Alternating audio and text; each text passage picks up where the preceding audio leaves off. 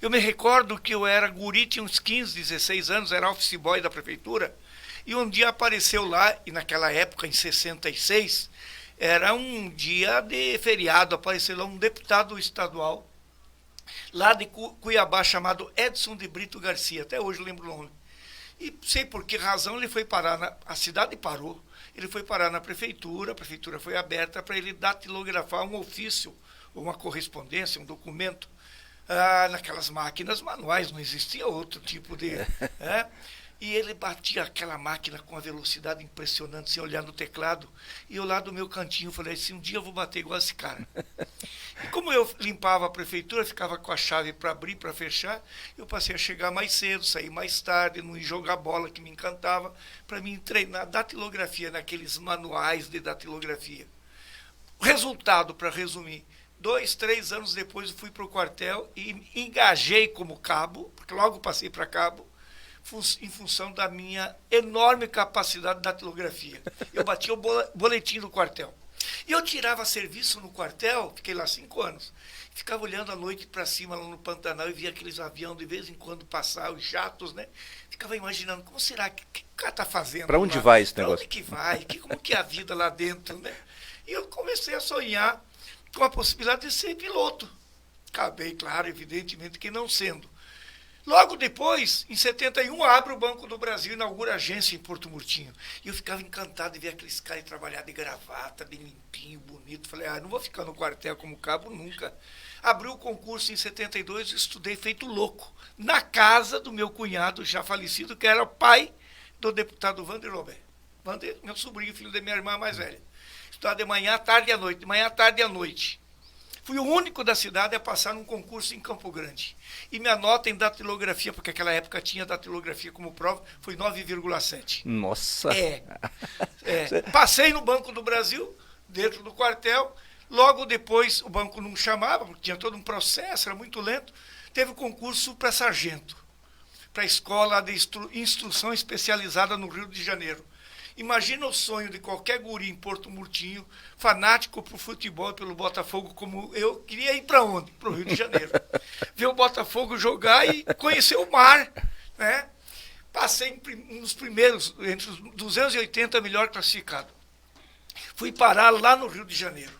Fiquei 4 meses lá. A primeira coisa que fiz foi no Maracanã ver o Botafogo jogar. Me recordo como se fosse hoje. Botafogo e Colo-Colo da Argentina. Levamos um baile do Colo-Colo na minha inauguração do Maracanã, perdemos de 3-1, 3-0. Logo em seguida o banco me chama e volto para Porto Murtinho. Estou contando essa história, chegando você me perguntou, nós temos um tempinho. Voltei para Porto Murtinho, tomei posse no Banco do Brasil, fiquei até, isso em 73, fiquei até 77, falei, é pouco para mim. Eu vou embora, eu já tinha ajudado, eu ajudava dentro das minhas possibilidades, ganhava bem, o Heitor que estava estudando em Campo Grande. O Heitor formou em Direito, foi advogar lá, para orgulho do velho Orcílio. O Picó também já estava aqui, falei, vou agora é minha vez. Tinha pedido para cá, não sei por que coisa do destino, eu acredito muito no destino, em Deus, como queira, né? Na vida. Fui parar em Assis, que para mim era uma cidade grande, absolutamente adaptável para mim me transformar numa cidadezinha da beira do Rio Paraguai. Eu não conhecia telefone, eu não conhecia praticamente televisão, nunca tinha falado no telefone, enfim.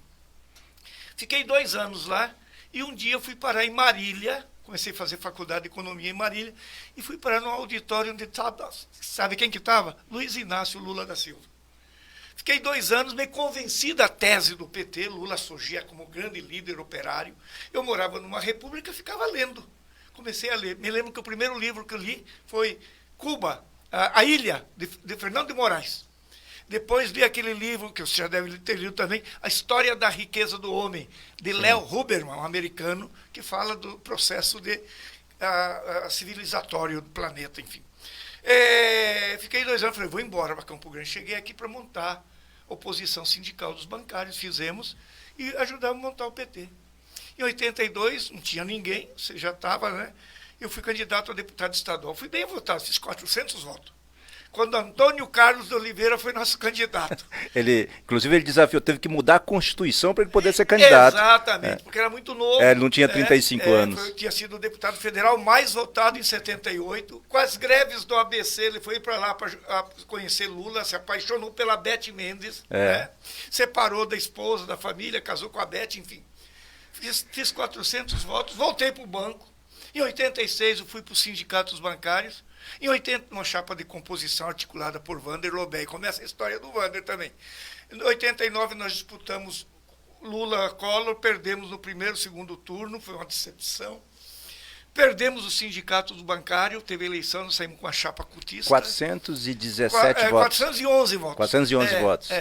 411 votos. Aliás, 114 votos. 411 foi da prefeitura. 411 percebe, Aí, que é o número contrário, né? Perdemos o Lula, a eleição do Lula, perdemos o sindicato, comecei a combinar com a dona Gilda, vamos para o interior. Está tudo programado para ir para Jardim. Por que Jardim? Primeiro, porque é uma bela cidade. Segundo, porque é metade do caminho entre Porto Murtinho e Campo Grande. E os meus pais moravam lá, minha família. Aí, já no final, no último dia, em 90, o pessoal, não, sai candidato, sai candidato, sai candidato, sai candidato. Eu com a cabeça voltada para Jardim. Acabei fui o primeiro deputado estadual do PT, que nunca me imaginei deputado. Primeiro e único eleito em 90, em 92, você conhece a história? Sim. Em 92 elegemos 2 vereadores, o Benhur e o Teruel. Em 94 já voltamos com 4 deputados, eu, Prego e o Benhur. 96 fizemos uma revolução nessa cidade, perdemos para o André, perdemos entre aspas, Sim. por 411 votos. Em 98 elegemos governo do Estado. Olha que trajetória maluca, né? 2000 mudamos a história desse Estado, você teve um papel importante nisso. 2006, muita gente falava assim, sai candidato a senador. Antes de seguir na linha do tempo, vou parar um pouco no governo.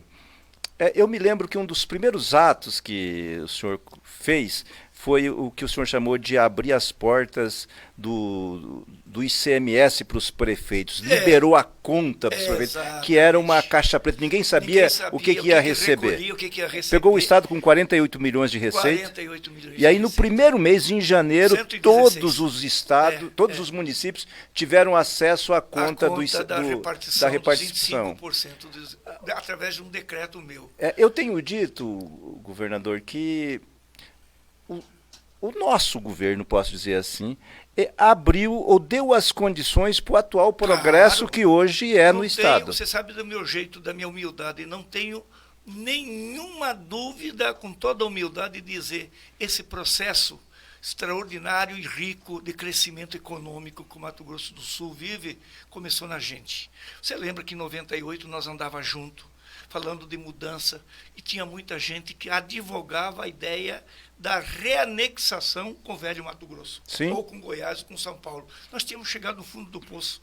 Exatamente por isso que nós ganhamos. Onde que um Estado conservador, a não ser a enorme frustração com os governantes, ia eleger um cara, filho de um capataz, bancário que fazia greve, chamado Zeca do PT, para governador do Estado. Radical de esquerda.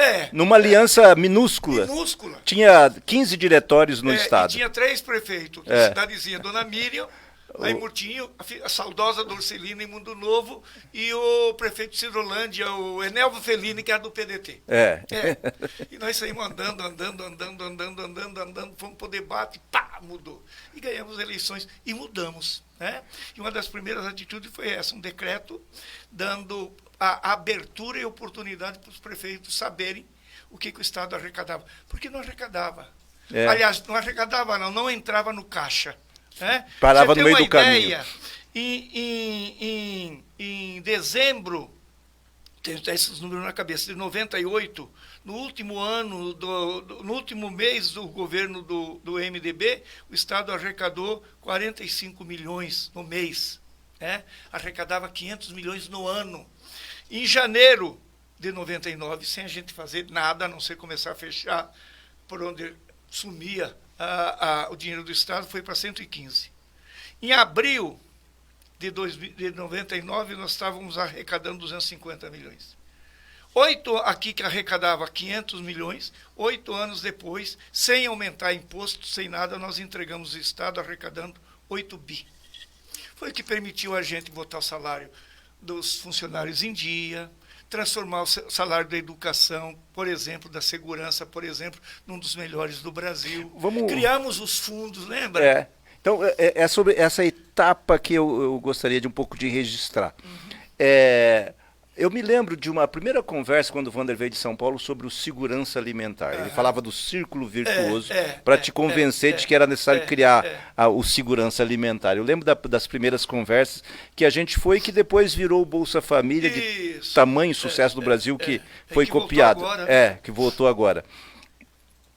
Como que é? Porque eu me lembro, hoje o Lula, na campanha passada, o Lula fazia o discurso de colocar o pobre no orçamento. Nós vivemos isso aqui, não tinha rubrica no orçamento para comprar cesta básica, não tinha para assistência, não tinha nada.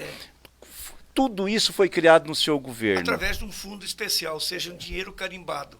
E aí criamos os fundos. O FIS, que era responsável pelas 100 mil famílias, 70 mil delas no segurança alimentar, e Bolsa Escola, Cursinho Popular, Banco do Povo, Prove Pantanal, não sei o quê, 100 mil famílias que recebiam injeção direta de recurso na veia para poder comer, para poder viver, para construir dignidade. Criamos o FIS, que Dona Gilda era responsável no COGEP, lembra? Sim, lembro. Criamos o FIC, Fundo de Investimento na Cultura, que inventou, olha como foi criativo esses 8 anos, nosso governo, modéstia à parte, inventou o Festival América do Sul, inventou o Festival de Inverno de Bonito, que ninguém ousou tirar, que inventou temporadas populares, né? Vinha para cá os principais artistas para ir tocar nas Moreninhas e tocar no interior, olha que barato. Inventou, essa iniciativa nossa inventou o FIE, Fundo de Investimento no Esporte, você foi um dos responsáveis. Até hoje, os principais dirigentes das federações reconhecem que foi um tempo dourado do esporte nesse estado, né? Inventou o Fundersul. Eu me lembro quando eu fui te convencer, fui mostrar o projeto para começar a investir no futebol. E nós provamos, porque ele falou, vou investir no futebol, dar dinheiro para dirigente. Não, a cadeia do futebol, do cara que vende o espetinho, o cara que vende mais de 10 mil pessoas vivem no entorno do futebol quando tem futebol no Morenão. Isso convenceu o governador de destinar um dinheiro para apoiar, carimbado para apoiar o futebol. Né? Aí criamos o Fundersul. Você sabe quanto que é a receita prevista do Fundersul para o ano que vem? 1,5 bilhão. E tinha gente que queria acabar com ele. Não, eu falei um dia conversando com o Rieder, que tem o maior carinho e apreço pela sensibilidade, pela postura, conversando com ele, porque eu quero destinar uma parte do Fundersul para asfaltar as estradas de acesso aos núcleos de agricultura familiar. Inadmissível que esse conjunto de assentamento, por exemplo, Cirolândia, não tenha um asfalto na rodovia principal que o Reinaldo começou e que o Rieder está fazendo. Vai interligar, vai sair lá em Nova Alvorada, esse asfalto que eles estão fazendo. É inadmissível que em Nhoaque, que tem 12, 15 assentamentos, 6 núcleos dos quilombolas, que tem 5, 6 aldeias, não tem uma estrada principal para onde carreiam as vicinais asfaltadas. Como que o cara vai tirar a produção? Eu falei, Riedel, você lembra que você era presidente da FamaSul e vocês entraram na justiça e perderam lá no STF. E hoje a Goiás copiou, também foi para a justiça e o STF deu ganho de causa ao governo de Goiás, que é um governo de direita. Né? Mato Grosso já tem um Fundersul, Goiás tem um Fundersul e o Paraná tem um Fundersul. Ou seja, nós criamos a CACEMES. Você lembra, você é funcionário naquela época, você é um dos principais dirigentes. O que era o Previsul? Um lixo. Verdade. Um lixo, lembra? Chegava, minha mulher é professora, dona Gilda, chegava num ambulatório, num consultório, estava lá, se é do Previsul, nós não atendemos, não pagava. A Gleice foi uma das cabeças, o Ricardo Ayashi, outra cabeça, o próprio Bife fazendo justiça com a história e com o tempo, como diz você, foi um dos responsáveis. Criamos a CACEMES, olha que barato. 11, 12 hospitais em 8 anos, Mariana. Aqui, esse hospital regional, que nós homenageamos a Dona Rosa, aliás, mantivemos a homenagem, era um postão, uma vergonha. Nem funcionava direito. Não funcionava nada. O Hospital Universitário de Dourados, que cumpre um papel extraordinário, era um lixo. né? Além desses, Murtinho, Guialopes, Rio Negro, Ponta Porã, Nova Alvorada, Bataguaçu, Miranda, Coxim, enfim. Então, eu acho assim que foi um período, mas além disso também economia. A economia desse estado, esse dia eu fiz um discurso desse, durante aquele tempo todinho, esse estado era conhecido como o estado do boi e da soja. Hoje não é mais. É um estado que processa. O boom de Três Lagoas teve início no seu governo. O Eduardo Rocha, esse dia, estava lembrando, falou, Zé, você lembra que nós tomamos um uísque lá na Carolina do Sul? É verdade. Eu convidei essa figura extraordinária que o Lula tem hoje, chamada Simone, a senadora, que era a prefeita de Três Lagoas, ela e o Eduardo, o esposo, eu, Dona Gilda, e um pessoal que o presidente Lula arrumou, fomos lá buscar International Paper. Começava ali o processo que hoje coloca o Mato Grosso do Sul como o maior, ou se não um dos maiores produtores de papel e celulose do mundo. Foi nessa sua viagem que você enfrentou aquele furacão lá? Foi com o Heitor, que nós lembramos agora há pouco. Chegamos em Miami, todo mundo vindo ao contrário. Eu falei, Heitor, está acontecendo alguma coisa errada aqui, pô, tô todo mundo indo para cá. Eu falei, pera, eu vou perguntar, maninho. Malandro. Foi lá e encontrou um porto-riquenho. Mira, o que está acontecendo? Aí o cara falou, está chegando furacão, não sei o quê. Falei, pô, ele veio de lá rindo, falou, tá chegando o furacão. Falei, bicho, arruma a passagem, vamos embora daqui. Foi ver, falou, Zeca, não tem mais nenhuma para voltar, só para continuar. Ficamos lá, entramos no quarto, eu e ele no apartamento do hotel, estava escrito, falei, não entendo nada de inglês, dessa porra aí, o que é? Falou, tô falando aqui que se tocar o barulho aí é para nós levar travesseiro, material de higiene e cobertor. Eu lembro que nós ficamos muito tenso aqui acompanhando como é que estava. Era de meia em meia hora, a gente queria saber notícia e não tinha como ligar. Foi um horror. Aí eu falei para ele, vamos fazer o seguinte, nós estamos aqui, não tem jeito de sair. Vamos descer lá na recepção, ver como que está. Tinha um enorme na televisão, eles são lunáticos, inclusive. Ficava a televisão o tempo todo, o olho do furacão, zom. Falei, pede uísque para não beber uísque. Ou seja, até furacão você enfrentou no governo. Tudo. Fora os furacão daqui. Cara, que bela história. Vamos falar um pouco de política, governador. O senhor foi eleito com um deputado pelo PT, o Laerte Tetila, embora a aliança tenha feito 5, né? Foi pelo Laerte Tetila, foi o Geraldo Rezende, acho que foi Franklin, o Monteirinho e o Tetila, foram 4. 4, um do PT e 3 do PDT. Parece que nós inventamos a roda por aqui. Como é que foi discutir a governabilidade de um governo? Aliás, que todo mundo dizia que não governaria 6 meses. Né? O papo que corria na sociedade na época era que o governo não teria 6 meses, que ia sofrer impeachment, ia ser preso. Muito preconceito contra a gente sempre, né? Não é só com nós. O PT teve que, ao longo da sua história, superar todo tipo de preconceito ideológico, social, que é um povo que vem de baixo, né? Quem que admite ou admitiria de um filho de um capataz chegar a presidente, a governador? Isso era um cargo para as elites. Quem que pensaria no Brasil que um operário metalúrgico ia chegar e fazer a revolução que está fazendo pela 3ª vez nesse país? Portanto, ali entra muito o papel de uma figura chamada Vander Lobern. Filha da mãe tem uma capacidade de... trouxe o Londres para junto, Londres gosta muito do Vander, trouxe o Schmidt, são 2 cabeças coroadas, né? E via Rigo, via Londres. Só fazer uma parte aqui. O Schmidt, o Zeca não falava com o Schmidt.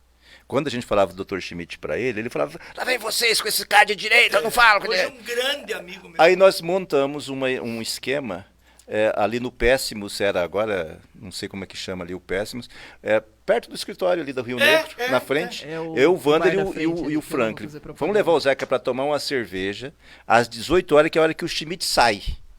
E aí, a hora que o Schmidt sair, ele vai ver o Franklin, não vai ter como sair, vai ter que cumprimentar o Zeca vai ter que cumprimentar. Isso 96, antes da eleição. 95, 96. Aí, o Dr. Schmidt sai da garagem, o Franklin já tinha preparado, vê a gente sentado na mesa, aí senta.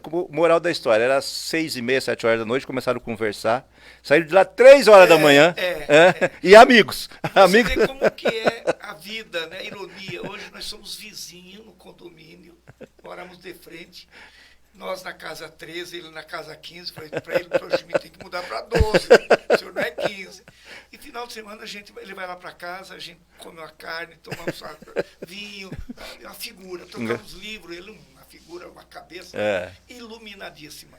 Mas eu ia te contar, aí o Wander com ele, e com isso já em 99, articula uma ampla base de apoio na Assembleia e começamos a fazer essas mudanças que resultam num Estado que retomou sua vocação, né? A agroindústria, o que está vindo de indústrias para processar, agroindustrializar a soja e o milho que saía daqui tudo como commodity, nem é um negócio de maluco, né? Nós pegamos o Estado com 5 indústrias de álcool e açúcar, eu lembro, porque foi na época, entregamos com 11 mais 12 plantas em processo de implantação. Hoje o Estado processa praticamente tudo que produz, o que é altamente positivo. E eu fico, Mariano, gratificado, sabe por quê? Uma história que há 40 anos atrás, o Heitor e Osório, as saudosas memórias dos dois já faleceram, infelizmente, foram chamados de louco, né? Você lembra? Lembro. De mentiroso com a história da bioceânica. Essa bioceânica, a rota bioceânica, a primeira viagem, eu me lembro que o Heitor me convidou, você não quer ir, Mariana? Você é do partido e tal. O que eu vou fazer? Essa coisa de maluco, passar 4 mil. E ele falava. 1.500 metros de altura. Ele falava com uma alegria, com uma coisa. Ele era contagiante, né? Era contagiante que subindo o trem das nuvens, aquele negócio o trem tudo. Das águas, Ele falava com um negócio todinho. Eu falei, não, Heitor, eu parece tenho. Que a gente estava lá. Me dava medo só de ouvir contar, de olhar para baixo aquela altura todinha. Eu fui lá depois. Então ele fez a primeira viagem, foi ele que fez. Mentor, é louco, é mentiroso, esses irmãos do Zeca e tal. E tá aí. Era veio um convite esses dias para o presidente Lula, depois ele me ligou, pedi para a ministra Simone falar com ele, que o Lula acabou não conhecendo, né? Não sacou aquela ideia, também não era obrigado a sacar, nem o Fernando Henrique, nem o Lula, nem a própria Dilma. E o Temer, através do Maru, a gente tem que ser justo com a história. Tiveram a sacada de via Itaipu, e o Maru era diretor da Itaipu, fazer um convênio com o Paraguai, que tem a metade da Itaipu. O Paraguai, via Itaipu, Paraguai, está asfaltando o Chaco, já estão chegando na divisa com a Argentina. Temos que um dia ir lá. E estou fazendo um convite no ar. E via Itaipu brasileira, ponte do Rio Paraguai. Lula se encantou. O dia que nós fizemos uma conferência em Campo Grande da agricultura familiar, me ligou. Queria primeiro saber da minha perna, porque ele ficou sabendo que eu fiz a prótese, ele vai fazer em outubro. Ô Zeca, você fez? Eu falei, fiz. O que você sente? Não sinto mais nada. Como que é isso? Eu falei, presidente, eu só sinto, vejo, lembro da minha cirurgia e da prótese quando tomo banho, que tem uma enorme de uma cicatriz. Eu falei, Quanto tempo leva para recuperar? Eu falei, em 15 dias o senhor volta a começar a andar. Vai precisar tomar cuidado com fisioterapia, o senhor vai ter a melhor, a qualidade da prótese que vai implantar, com certeza vai ser a melhor. Zeca, eu não durmo. Eu falei, eu também não dormia, uai. Eu fiz minha campanha de deputado à base de remédio, Mariano. Inchava toda a minha perna de dor. Hoje sinto absolutamente. Eu me lembro, você andava com muleta, né? Aí ele falou para mim, Zeca, eu vou aí então, vou lá conhecer a ponte. Eu falei, vem, vamos lá comer um peixe. Já teve Murtinho, já passou o carnaval, já pescamos lá. Ele gosta do Pantanal. Tomara que venha para a gente dar um pulo ponte, e está com 40% já construída. Qual que é o período? 2025 é prevista a inauguração para sair daqui, aí vamos estar juntos, saímos daqui, Mariana está convidada, saímos daqui, vamos pernoitar em Murtinho, comer um peixe lá, tal, no outro dia atravessamos a ponte, podemos ir dormir em Salta. É uma belíssima cidade, estilo europeia, no noroeste da Argentina, já na divisa com o Paraguai, na pré-cordilheira. Na pré-cordilheira você vê aquele monumento de gelo. Aí no outro dia a gente sobe a cordilheira, meio-dia, mas não está pisando nas águas do Pacífico, lá em Iquique, Antofagasta. Olha que maluco.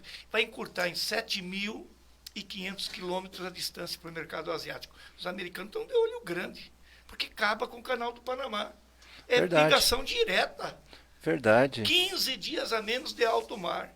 Falo em 40% a 45% de economia no custo de transporte. Olha aqui, nós tornamos, pena que não tem um mapa, isso transforma o Mato Grosso do Sul no epicentro do desenvolvimento econômico e social da América do Sul.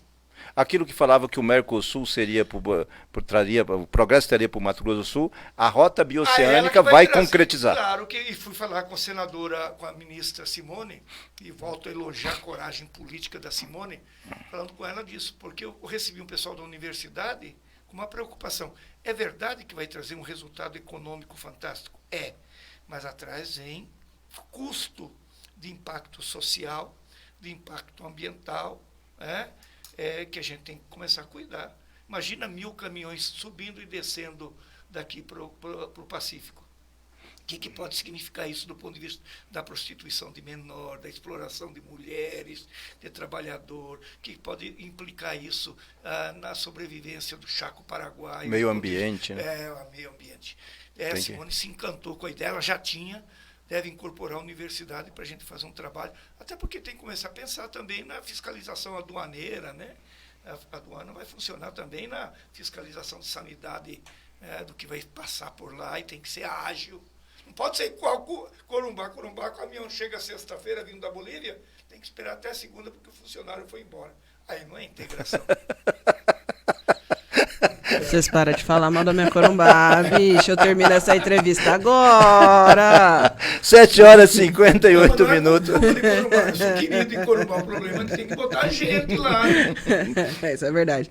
7h58 minutos na cidade de Morena. Diga lá, Mariana. Só antes de puxar o break, a Glória Oliveira aqui no YouTube, a hora que vocês estavam falando dos projetos, né, do governo, ela colocou: lembrando, incentive a formação das mulheres quilombolas para explotar produtos orgânicos, a criação da rede de atendimento para mulheres e vítimas de violência, sendo essa modelo para todo o Brasil. Aí ela continua, agora ela apareceu de novo: orçamento participativo. Estou citando por acreditar o quão revolucionária foi a primeira administração de esquerda do MS, dentre outros. Tinha um outro comentário, mas foi apagado aqui, que não era dela.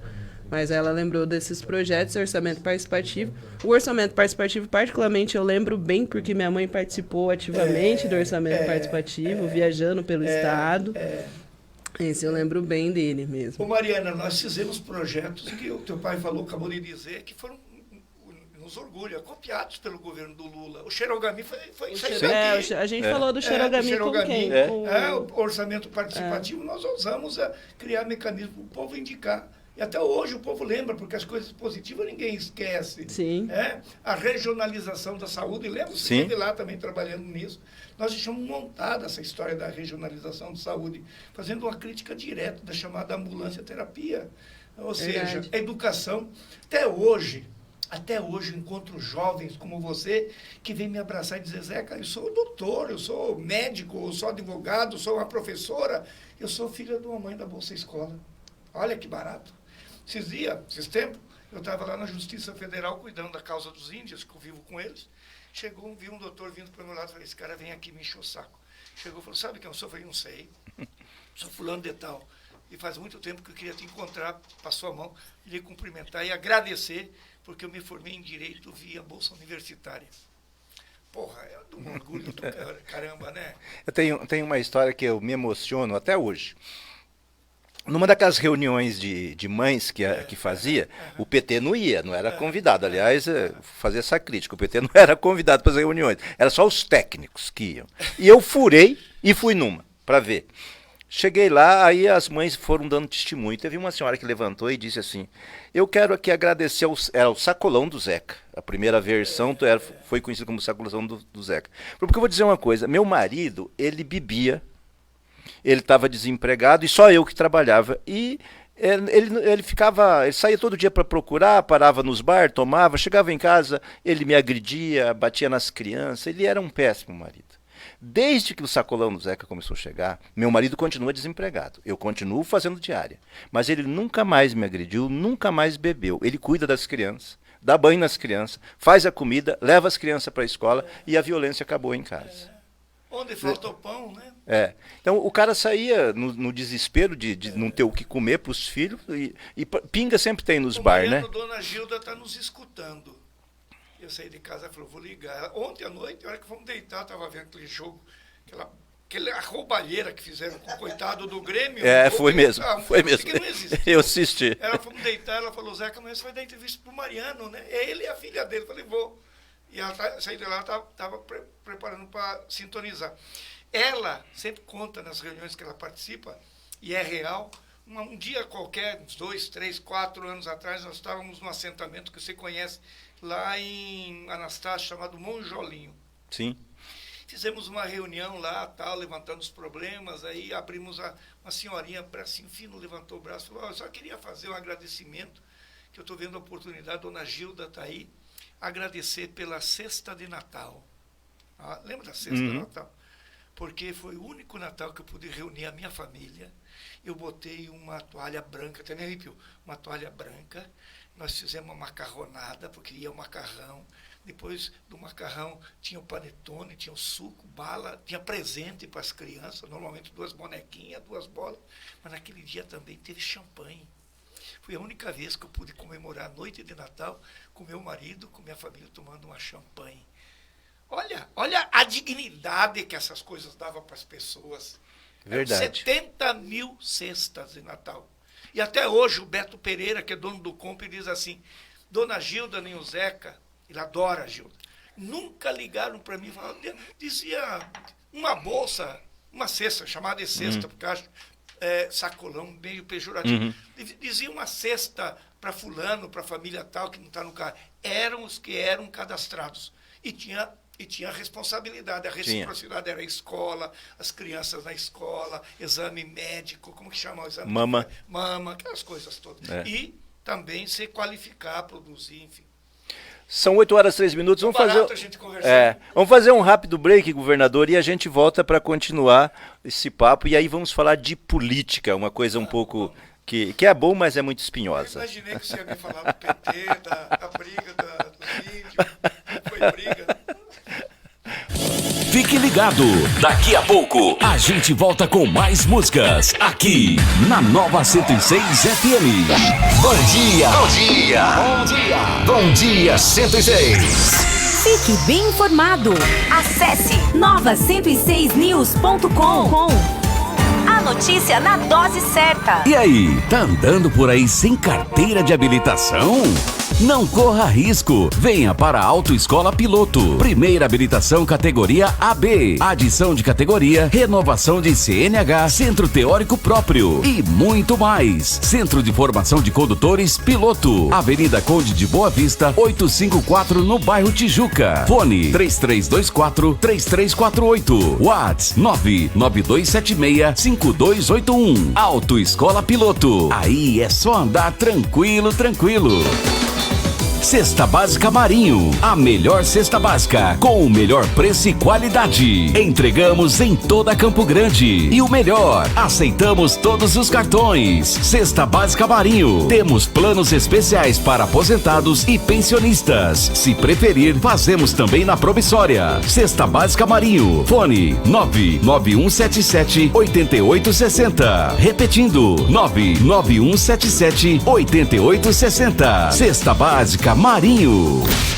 Bom dia, com alegria. Nova 106 FM. A sua melhor manhã é aqui. Bom dia 106. Esta é a sua ZYT 607. Canal 292. Rádio Nova Atalaia 106.3. Campo Grande, Mato Grosso do Sul. A mais ouvida da região. Nova Atalaia 106. Estamos de volta com a melhor programação do seu rádio. Nova 106 FM. Nova 106 FM. Informa a hora certa. 8h05. Esta é a melhor Nova 106 FM. 8h06 na Cidade Morena. Você está sintonizado na ZYT 607, canal 262, frequência 106,3. Estamos conversando com o deputado estadual Zeca do PT, líder do PT na Assembleia? Líder no PT na Assembleia, ex-governador do estado, ex-deputado federal, ex-deputado estadual, vereador, bancário, sindicalista, só não foi guarda de condomínio. Mas, governador, recentemente eu acompanhei pelos jornais uma polêmica do convite que o senhor fez na homenagem ao ex-presidente Temer. Quero dizer que a minha posição, primeiro eu estranhei, pela relação que o PT tem, a própria Gleisi, o PT tem de chamar de golpista. Mas tem a questão da política que o Lula vem desenvolvendo e que, me parece, o PT, ao permitir e ao fazer o debate da Frente Ampla que elegeu o Lula, deu uma demonstração de maturidade, aprendeu com os erros, com o que sofreu com o Mensalão, com o Petrolão, com tudo aquilo, todos os preconceitos, todas as injustiças cometidas com o partido. E eu acompanhei isso e, de repente, o senhor retirou sua candidatura a prefeito. Queria falar dessas duas questões. Primeiro, como que surgiu o convite e qual o motivo? Se o senhor articulou, conversou com Lula, com a direção nacional, alguma coisa? Não conversei, até porque cada coisa é uma coisa, como diz outro, né? A história ou não da participação do ex-presidente no processo de afastamento da Dilma é um debate que, para mim, é ultrapassado. Né? Não é olhando pelo retrovisor que nós vamos resolver as coisas do presente e muito menos do futuro. E Lula está certinho, ele fala disso, mas aponta para uma grande unidade do partido, do Brasil, seja capaz de, entre outras coisas, superar esse período de tanto ódio, de tanta desavença e construir um novo momento de desenvolvimento, de credibilidade internacional, de recuperação da economia. Ontem a pesquisa mostra que Lula chega a 60%, né, de avaliação positiva. É fruto do quê? Do que está fazendo em 7 meses, né? A economia, o custo de vida que toca no dia a dia de todas as famílias. Eu recebi um vídeo de uma senhora em Cidrolândia. Falou, Zé, olha aqui, ó, essa lata de azeite de óleo de soja eu pagava 14 ou 15, estou pagando 5. Parece que está até menos agora. Isso. O arroz de São João eu pagava um fardo de 5 quilos, não sei quanto, agora estou pagando 18. Eu, como costela, final de semana, eu pagava 30, está 16. Então as pessoas percebem que está caindo o custo de vida, a economia começa a dar resultado, o dólar despencou, a inflação prevista para o ano que vem, inclusive do mercado, que começa a aplaudir o trabalho do Haddad e que desconfiava de 3%, 4%, enfim. Além dessa coisa do papel do Lula no mundo, né? Diferente do outro que ia lá xingar não sei quem, brigar. Nem o garçom falava com ele. Pelo amor de Deus, se o Lula naquela reunião da França, o Macron, sabe quem que é o Macron? O presidente da França. Falando direto, nós temos que falar da desigualdade, Macron. A intimidade. Schultz é o primeiro-ministro da Alemanha. Da Alemanha, o Schultz, nós temos que falar da fome. Essa é a autoridade que o Lula tem, né? A intimidade dele parece com o Schultz e com o Macron, parece que é maior da tua comigo. Então, assim, ontem eu vi uma postagem dele dizendo, hoje à tarde conversei com o presidente americano, com Joe Biden. Falamos sobre o problema do meio ambiente. Então, isso para nós nos orgulha. Pois bem, então isso é uma coisa, Lula dá aula para nós nisso. Segunda coisa é o papel que a história não vai apagar, independente de qualquer coisa, e da ousadia ou da coragem política, da visão que teve o ex-presidente Temer com o marido de fazer um acordo que nenhum outro pensou para a Via Itaipu, que é altamente viável naquilo que arrecada, Via Itaipu fazer o financiamento da ligação com o Pacífico. A Itaipu brasileira está financiando a ponte no Rio Paraguai, já tem 40% pronto. A Itaipu Paraguai asfaltando, já rasgaram o chaco inteirinho de asfalto. Estão chegando na divisa com a Argentina. Mais 2 anos, vamos sair daqui, vamos dormir em Salta, lá no noroeste da Argentina. No outro dia nós vamos estar lá no Pacífico. Está anotado na minha agenda o convite. Então está o convite. Agora, a gente tem que reconhecer. Pois bem, tendo essa dimensão, eu fui para a Assembleia, percebi que tinha lá uma comissão, uma frente criada que não estava funcionando, chamada Frente Parlamentar em Defesa da Saída para o Pacífico. Eu entendo que esses temas é tamanha relevância que tem que vir para dentro da Assembleia. Reativei com a conversa com o presidente à frente, assumi a coordenação dela e conversando com o presidente da Assembleia, falei com ele, vamos fazer a instalação da Assembleia? Vamos fazer homenagem a quem nos permitiu poder realizar esse sonho de 40 anos, que também é um sonho da minha família. E resolvemos fazer um convite à Assembleia, através da frente, ao ex-presidente Temer, ao ex-presidente Marito, ao ex-ministro Marum, né? Dia 21 do mês que vem, de setembro, nós vamos estar lá às 14 horas à frente, na Assembleia, e vamos homenagear com uma placa de reconhecimento, de gratidão a essas personalidades. Isso foi mal entendido, teve uma nota, eu nem sabia da nota, mas para mim é uma coisa superada. Vai ter homenagem, porque é legítima, ao ex-presidente Temer, ao ex-presidente Marito, ao Marum, e o Paulo Correia propôs também homenagem aos meus irmãos, porque fiquei constrangido, e os dois começaram a pensar aquilo que para muitos era coisa de louco. Não, fazer justiça ao Heitor e ao Osório, que ao Sargento, né? Sargentão, de que de fato eles foram os pioneiros nesse debate do Porto, de Porto Murtinho, da ligação. Mas você tem uma ideia, me permite? Sim. Estão construindo mais 3 portos em Murtinho. É?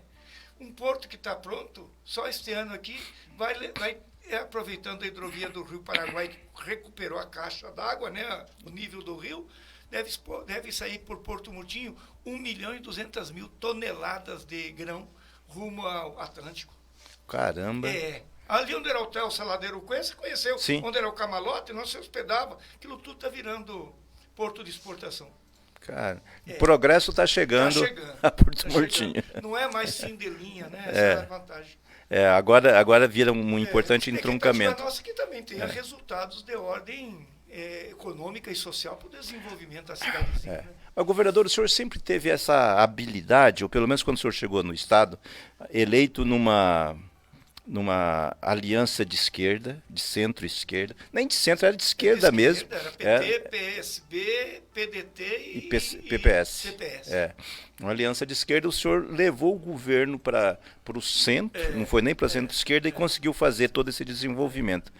O senhor sempre teve essa visão, pode ser criticado por não fazer muito debate, de na sua... faz a sua leitura e começa a ação sem debater muito. Talvez isso seja um dos problemas desse negócio. O PT é um partido muito... Você entra muito no PT, você não sai do PT, você não sai do debate. Mas eu vou fazer isso. Mas, senhor Vim, com isso, eu tinha visto a sua candidatura e a leitura que eu faço é essa que todo mundo faz, que assim, a direita vai ser desunida. A direita só se uniu em torno do Fernando Henrique e ela sempre se unia para derrotar, aqui no Estado, a frente que derrotou o PT sempre foi uma frente de direita. Né? Ela sempre esteve articulada num único nome. Ela se fragmentou agora com Bolsonaro. Então, é pela primeira vez que ela pode ir desunida para um pleito. E eu via o seu nome com a expectativa de poder construir essa aliança de centro que o Lula está fazendo no governo para ter uma nova perspectiva de poder aqui. E, de repente, o senhor me tira a sua candidatura em função desse debate, é isso? Não, em função do que aconteceu depois, porque a minha visão é essa que você, com muita inteligência, retrata. Eu comecei a perceber, isso já como deputado, que havia, e acho que ainda existe, uma possibilidade enorme de uma pulverização de candidaturas, 2 ou 3 talvez, à direita. O Polon veio para cá, né? Apesar que as últimas notícias de que pode estar acontecendo um entendimento da Tereza Cristina, que é a representante do Bolsonaro, para tirar a candidatura do Polon e apoiar a Adriane. Aí cresce a Adriane. Mas, em princípio, tem o Polon, mais a extrema-direita radical. Tem a candidatura da Adriane, que disputa esses votos à direita, evangélico, coisa parecida. Tem o próprio Beto Pereira, que também cata a voto à direita. E percebia que a esquerda não se manifestava, o campo democrático, popular, que a gente chama, progressista. Eu estou com 73 anos. Tenho uma experiência acumulada em todos os mandatos que eu fiz, que nós falamos aqui. Falei, vou lançar minha pré-candidatura, ver se eu unifico primeiro a esquerda e a frente que elegeu Lula, a federação, PT, PV e PCdoB. Já tinha conversado com eles, assim, superficialmente, ver se eu articula essa federação e, a partir daí, dialogar com o PSB, com o PDT. Comecei a conversar com o deputado Lucas de Lima, com uma bela figura que eu conheci. Comecei a conversar com a Rose, que hoje é a superintendente nacional da Sudeco, do União Brasil. União Brasil tem 3 ministérios do governo do Lula, né? Para a gente, e é legítimo fazer um processo, lançar todas as pré-candidaturas, lá na frente a gente vê qual que está melhor.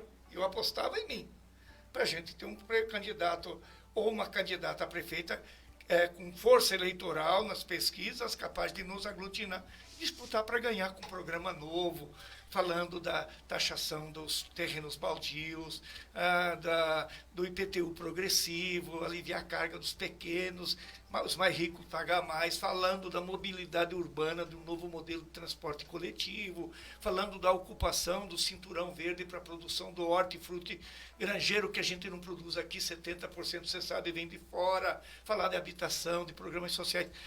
Eu tenho capacidade e experiência do que deu certo para nós fazer um debate aqui em Campo Grande. Eis que não aconteceu o que eu pensei.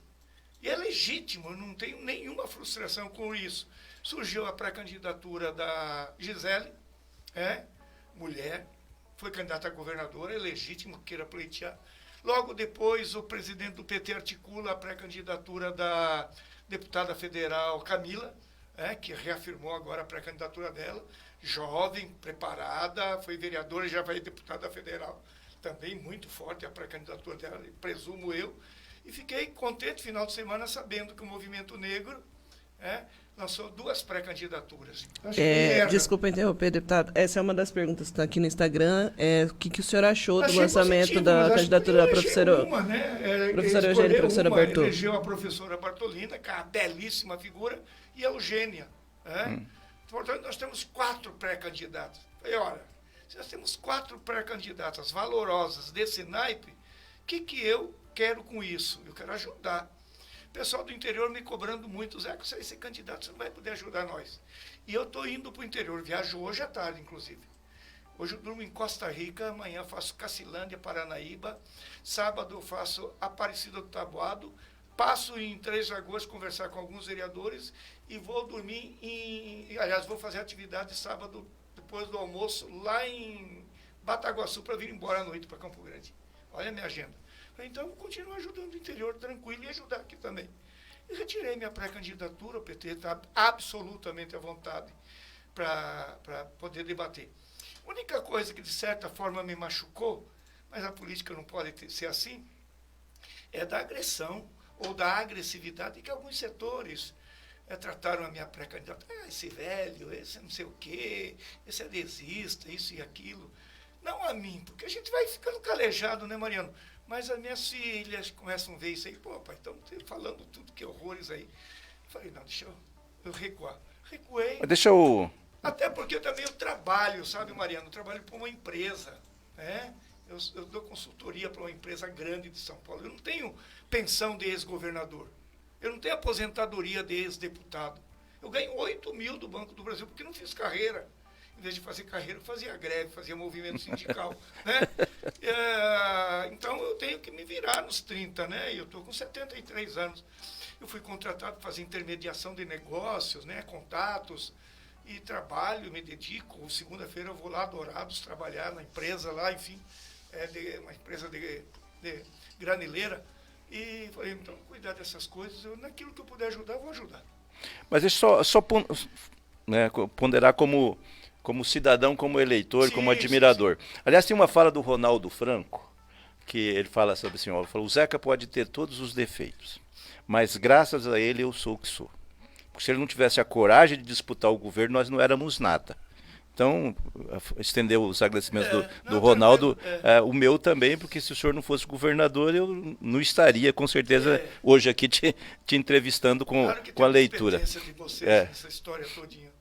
Mas, governador, o seu nome, claro, com todo respeito a Camila, jovem, renovação, tudo isso, as candidaturas setoriais que fazem esse debate de gênero, do recorte de cor, todo esse respeito, a tua experiência acumulada de administração como deputado, como de conversar, de ter a capacidade de conversar com os diferentes, ela não pode ser prescindida nesse momento em que o Brasil ainda corre o risco de retrocesso, está se reorganizando, está se reconstruindo. Todos os direitos que nós levamos 50 anos ou mais para organizar num estado de bem-estar social foi desmontado em 6 anos. Tem que reconstruir tudo isso. E a lição que esses problemas que a esquerda teve no Brasil, com o resultado da vinda do Bolsonaro, ou a esquerda, os democratas como nós, aprendemos isso e começamos a dialogar num outro nível, ou não valeu a pena o Lula ficar preso 580 dias, não valeu tudo isso. Então, eu não tenho nenhuma autoridade para fazer assim um apelo. Agora, mas você faz uma análise interessante, mas não é a análise que eles fazem. Mas o senhor sabe da minha relação que eu tive com o PT. Nunca foi fácil lá. Eu sei. Nunca sei. Mas em outros lugares o PT aprendeu. Eu recebi, e está aqui inclusive, vai passar uns dias aqui, uma figura muito querida na nossa história, que foi para o Piauí, se estabeleceu, cresceu lá, está bem de vida na área de jornalismo como você. E ele veio me visitar e estava me falando, Zeca, lá nós temos os mais antigos como um patrimônio, tem até um conselho que ajudou o Wellington a governar e que a gente toma todo cuidado de proteger, de ouvir, mas a cultura deles, a nossa, não. O cacete que eu levei começou, inclusive, lá atrás na história do apoiamento no segundo turno, a candidatura do Riedel. Olha, se nós tínhamos uma situação colocada, que era Riedel, que é um homem de direita, conservador, um grande empresário, mas sensível e tem demonstrado uma enorme sensibilidade para causas que são nossas, como, por exemplo, a agricultura familiar, e, de outro lado, um maluco que estava lá na porta do quartel, ajoelhado, pedindo ditadura militar. A minha lógica é de ocupar esse espaço, e não tenho medo do desafio, do risco. Fui para o debate e encarei, falei, não, a alternativa voto útil é no Riedel. E o Riedel reconheceu, nos entregou a Secretaria Especial da Agricultura Familiar, nos entregou a Agraer. Nós temos 6 subsecretarias, a juventude, a racial, a das mulheres, a dos idosos, a de gênero, a LGBT. Temos várias subsecretarias que estão fazendo um trabalho extraordinário. Nosso governo não é. É um governo estranho? Não é, porque nos dá a oportunidade de realizar. Nós fizemos 14 conferências, Mariano, da agricultura familiar, que nem nosso governo teve tempo de fazer. E que hoje tem condições objetivas de colocar. 14 conferências. Eu ouvi pela primeira vez eles falarem, 9 da agricultura, dos assentados, da reforma agrária e do crédito fundiário, 2 dos indígenas, uma dos Terenas, Kaiowá, e outra dos Guarani, Kaiowá, uma do movimento negro, quilombola, e uma dos pescadores. E encerrou a 14ª lá no Palácio Popular com 1.000 pessoas. Eu tive lá. Uma coisa mais linda. Imagina, agora estamos selecionando por tema, por programa, para jogar no orçamento. Olha que revolução nós podemos fazer. E eu levei um cacete. Vou outra vez, governador, com esse couro duro, porque eu fui um dos que, quando fui presidente do partido no seu governo, enfrentei, tivemos grandes embates. Mas era outro nível, né, Mariana? Você ia lá conversar, mesmo que eu não quisesse, eu batia na porta e entrava. Falava, Zeca, eu tô achando isso. Metia o pé na porta. Coitada das secretárias daquela época. Você falava para mim.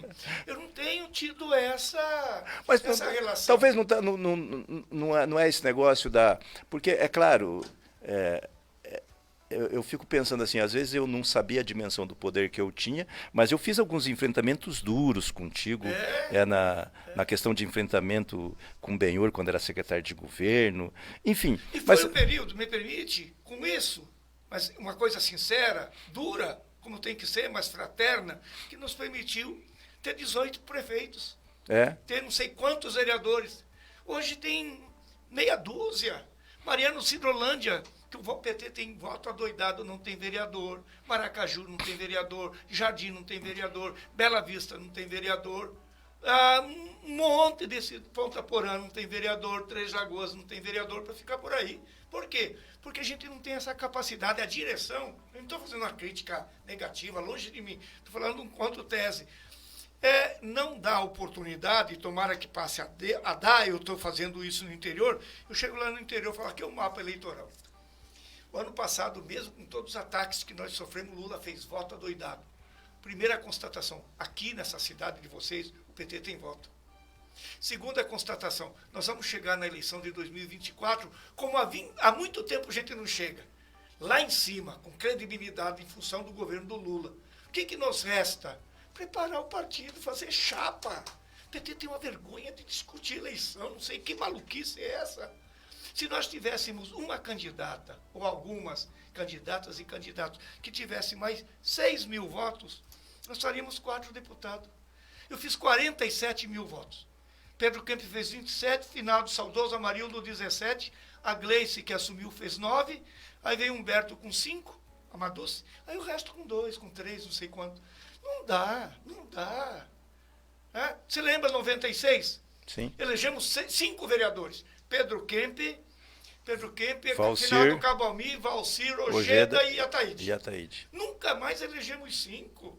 Naquela época, acho que era 21, hoje é 30, 29. 25 nós lançamos 16. Sabe? Então, essas coisas que eu vou fazer isso no interior. Mas, governador, são 8 horas e 28 minutos. Tá terminando nosso tempo. Não, que eu tenho perguntas na internet aqui, mas Então, vocês não então param. faça as perguntas da internet aí, então, vamos dar voz ao povo.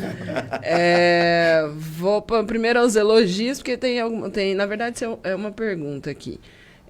A Glória, né, a Eliana, na verdade, Eliana Fogaça, foi o melhor governador para os menos favorecidos, puderam ter dignidade.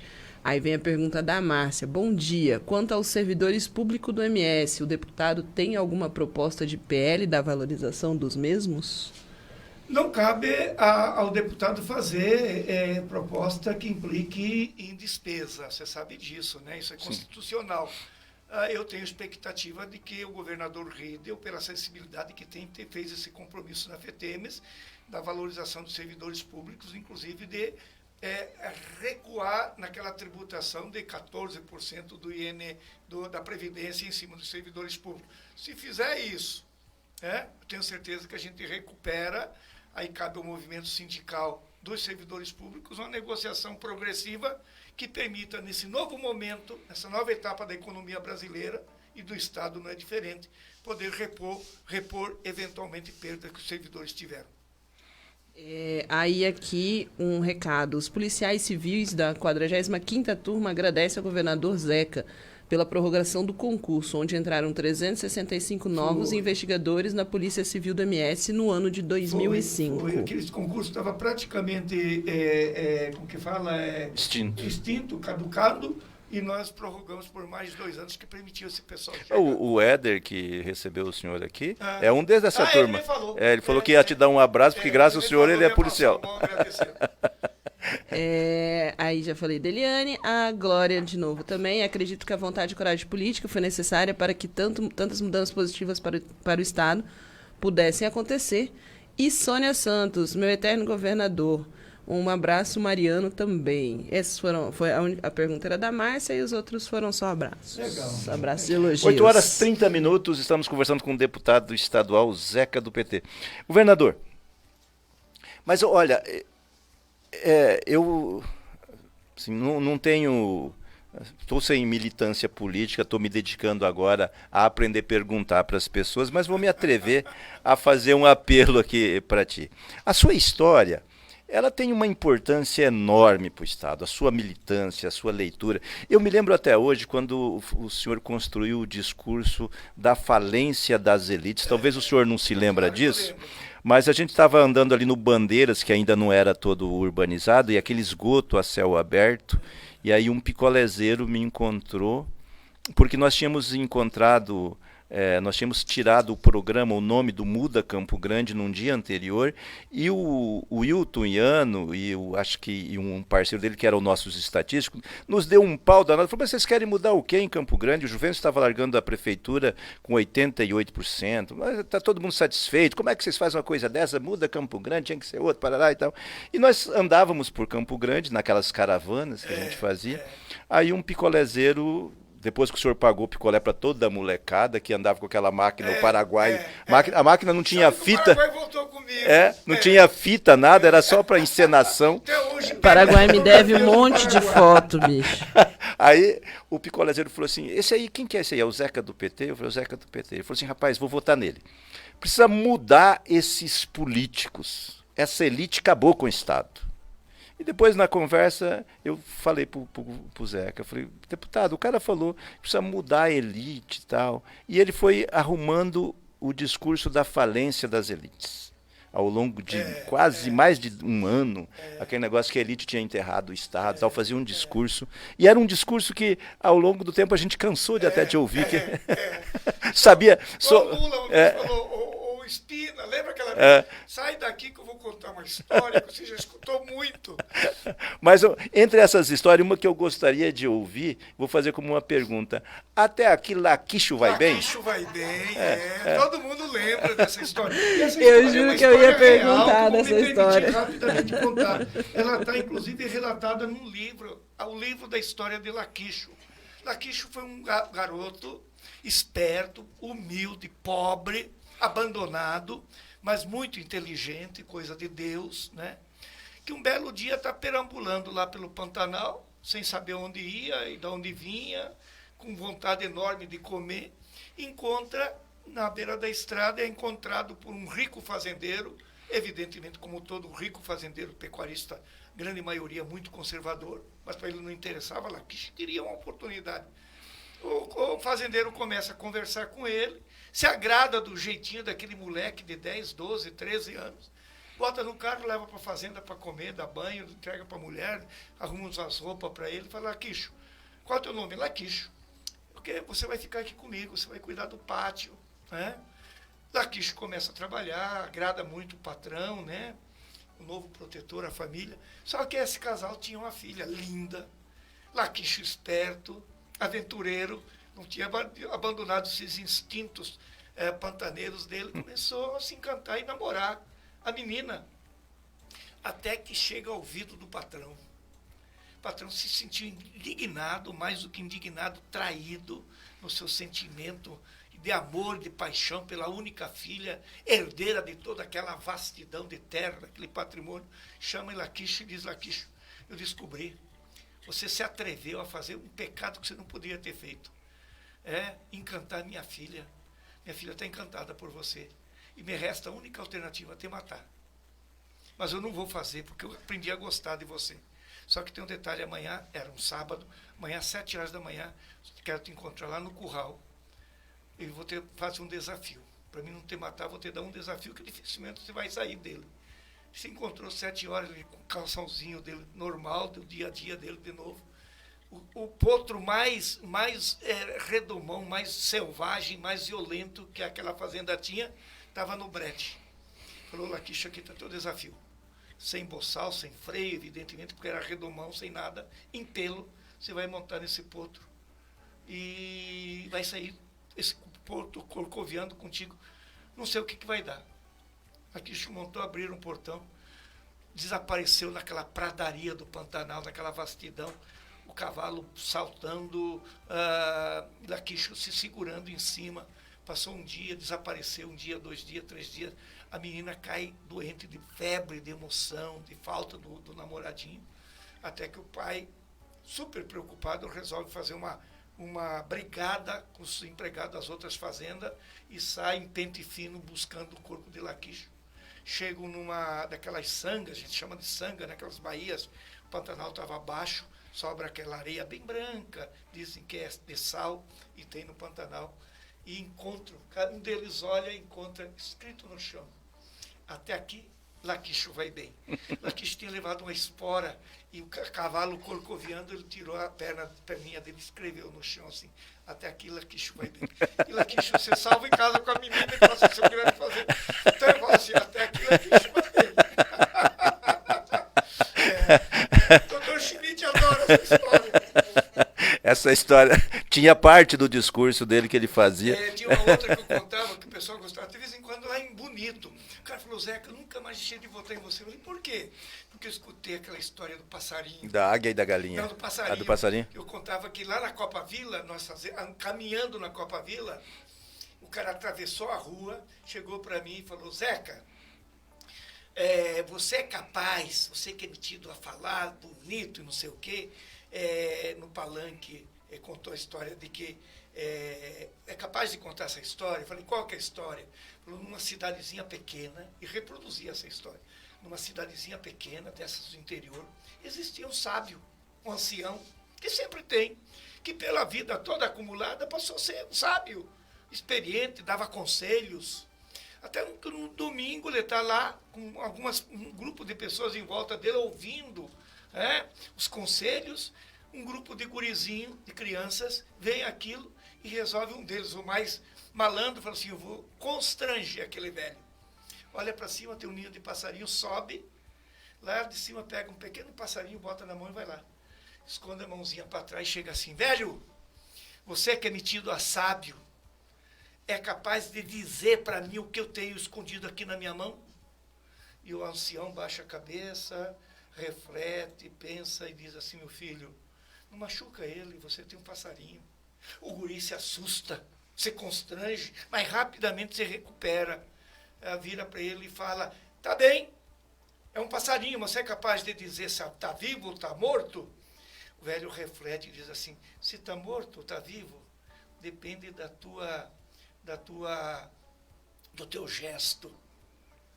Se você abrir a mão, ele vai conquistar a liberdade, vai voar, vai construir novos momentos, vai buscar outro destino. Eu estou vindo aqui nessa cidade, isso lá em Bonito, para dizer para vocês, cada um de vocês tem um passarinho na mão. Ao invés de sufocar o sonho desse esse passarinho, abram a mão para construir um novo futuro para essa cidade dominada pela oligarquia que nunca fez absolutamente nada para promover o potencial turístico. Putz, que se encantavam, Mariano. O discurso era assim. Tinha a águia, teve a história da águia, que essa que o Lula contou e falou, Espina, você lembra aquele dois? Espina, sai da sala, que eu vou contar a história da águia, você está enjoado para escutar. Gente, 8h38, um bate-papo muito agradável, admirável. O dia inteiro. Com o nosso amigo ex-governador Zeca do PT, atual deputado estadual, líder da bancada. Mas vou fazer aqui meu apelo. Chama o Wander, que é o arquiteto das coisas impossíveis no partido, e fala, dá um jeito de recolocar meu nome nesse debate aí novamente. O Dr. Schmidt fala assim, o Wander é um mágico. Ele sempre tem uma pesquisa na cabeça que ninguém vê. Nós estamos bem. Eu olhava a pesquisa do Correio, naquela do governador, tinha 3%. Não, aquilo é mentira, Zé. Estamos bem pra caramba, não tem coisa nenhuma. Aquela de 98, eu lembro que o Rigo me chamou com a pesquisa feita pelo CEMI. Falou assim, fala pro Zeca mudar de postura, vocês vão virar pote. Vocês vão ser engolidos. Estava 11%. Aquela outra figura querida, o Rigo, né? A pena, gaúcho, né, nossa, gauchão, né, rapaz? Gostava muito dele. Eu também. E ele deu um conselho para mim que ele não seguia. Ele falou assim, daquele jeito dele assim, Mariano, vou te dar um conselho. Nunca brigue com tua amante e com teu motorista. Porque eles sabem todos os teus segredos. Ele acabou não seguindo. Acabou. Mas era um grande. Gente, 8h40, vamos me despedir. Vou abrir os microfones para as despedidas do nosso deputado, líder do PT. Os últimos recados aqui. Diga lá, então. Pedro Carvalho, bom dia, entrevista boa. Mariana é ótimo, o entrevistado tem história para contar. Aliás, minha formação política começou em Miranda, acompanhando as reuniões do PT na cidade. O deputado sempre marcava presença, não à toa sempre foi muito bem votado lá. E a Sônia voltou, subsecretaria LGBTQIA+, em sintonia com esse ser maravilhoso. Deus abençoe grandemente a vida dele. Essas foram as participações na internet de hoje, gente. Muito obrigada. Governador, está aberto o microfone para suas despedidas. O que a moça falou aí, né? Você tem uma capacidade enorme de pegar a história, transformar em um debate agradável. Eu tenho feito muitas entrevistas, te confesso do fundo do meu coração que nenhuma delas chegou nesse nível de tanta Obrigado. intimidade, de tanta tranquilidade. Nós podíamos passar a manhã inteira aqui conversando, né? Podia trazer 1 quilo de costela. Agora que está barato. Não dá para trazer o Pepeta e o Heitor para fazer uma música. Está lá em cima. Estão fazendo serenata. Para te agradecer Mariana, contente de reencontrá-la, pequenininha, na época, o tamanho da minha filha. Agora sou vô, 5 netos, Mariana. 5 netos, né? Devem estar lá em casa me escutando. Dizendo a alegria de te encontrar. Muito obrigado aos teus ouvintes. Agradecer pela oportunidade que você me dá de contar um pouco da nossa história. Um grande abraço. Obrigado, gente. 8h41. A gente volta amanhã. Com quem, Mariana? Amanhã é o Barbosa, presidente, presidente do Sindicato da Polícia Civil. Obrigado, governador. Um prazer. Obrigado pela sua assessoria. Um abraço para dona Gilda, para os netos, para os filhos. Até amanhã, se Deus quiser. Fique ligado. Daqui a pouco, a gente volta com mais músicas. Aqui, na Nova 106 FM. Bom dia. Bom dia. Bom dia. Bom dia 106. De segunda a sexta-feira, às 7 da manhã, tem 106 News. 106 News. Notícias com respeito e credibilidade. Informações na dose certa. É só aqui, na sua Nova 106 FM. E aí, tá andando por aí sem carteira de habilitação? Não corra risco. Venha para a Autoescola Piloto. Primeira habilitação categoria AB. Adição de categoria, renovação de CNH, centro teórico próprio e muito mais. Centro de Formação de Condutores Piloto. Avenida Conde de Boa Vista, 854, no bairro Tijuca. Fone 332